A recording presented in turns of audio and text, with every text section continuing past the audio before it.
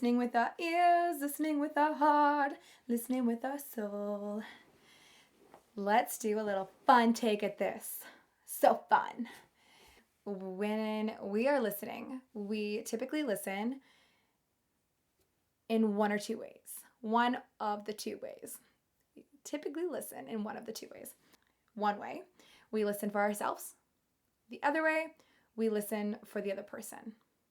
And let me break that down a little bit. So when you listen for yourself, there's probably some trauma wounds that have influenced that. We're all full of trauma, so it's not uncommon for this to happen. And when we listen for ourselves, we're listening for when we need to have a voice.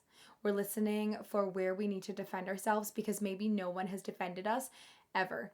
And we have, as a mechanism, learned that we need to have our own back and we need to protect ourselves and we need to validate why we do things and who we are.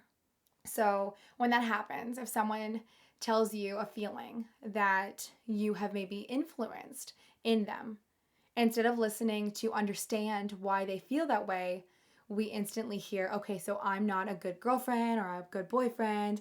I'm not good enough. I am a bad person. I always make mistakes. We hear that and then we instantly get into the spot where we now have to defend that. And when we listen for ourselves, that is the driving force for an argument to take place. So then you're not really responding to what it is they said and trying to understand that. You're responding to validate what you're feeling and trying to make sure that they understand and feel that way too. When you listen to understand them and you listen for them, there's curiosity. And now you're listening for them because that's essentially all they wanted. They wanted to feel heard. They wanted you to be able to respect them enough to hear what they have to say.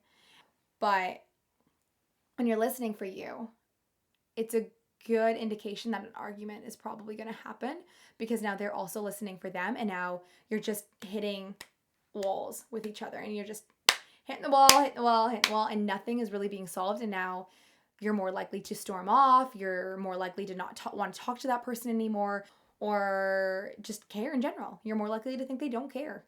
And when you think that way, you kind of shut down and you don't want to talk anymore.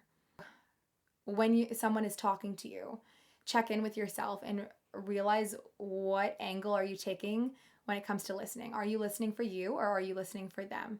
And if you're listening for them, you're probably going to reach a solution much quicker than you would if you're listening for you.